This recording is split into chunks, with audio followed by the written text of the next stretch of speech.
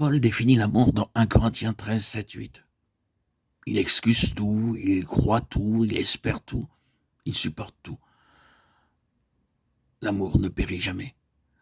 Les prophéties seront abolies, les langues cesseront, la connaissance sera abolie.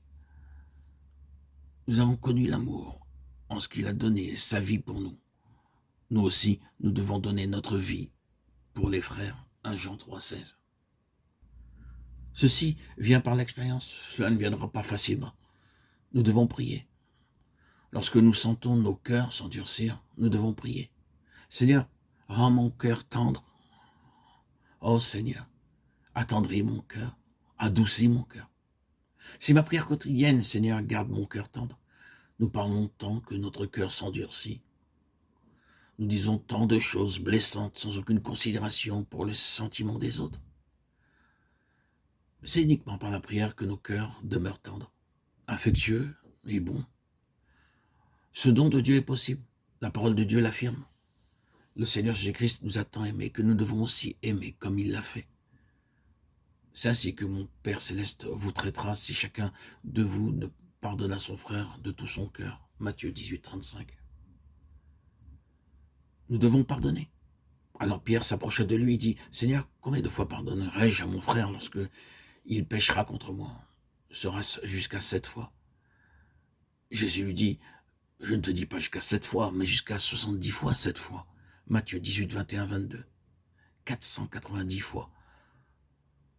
Nous éprouvons de la difficulté à pardonner, ne serait-ce que 2 fois. Nous disons, je te pardonne, mais je ne veux plus parler avec toi. Oui, je te pardonne. Ne me viens plus chez moi. Viens et après cela, va-t'en.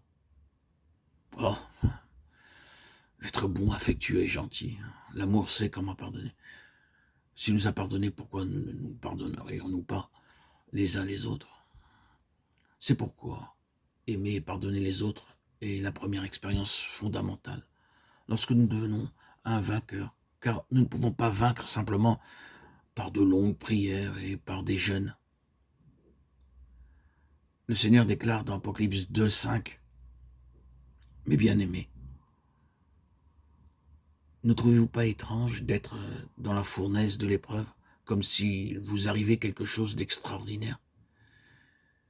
Réjouissez-vous au contraire de la part que vous avez aux souffrances de Christ, afin que vous soyez aussi dans la joie et dans l'allégresse lorsque sa gloire apparaîtra. Si vous êtes outragés pour le nom de Christ, vous êtes heureux parce que l'Esprit de gloire, l'Esprit de Dieu repose sur vous. C'est un privilège que de souffrir. Les apôtres se retirèrent de devant le Sanhédrin joyeux d'avoir été jugés dignes de subir des outrages pour le nom de Jésus. Actes 5, 41.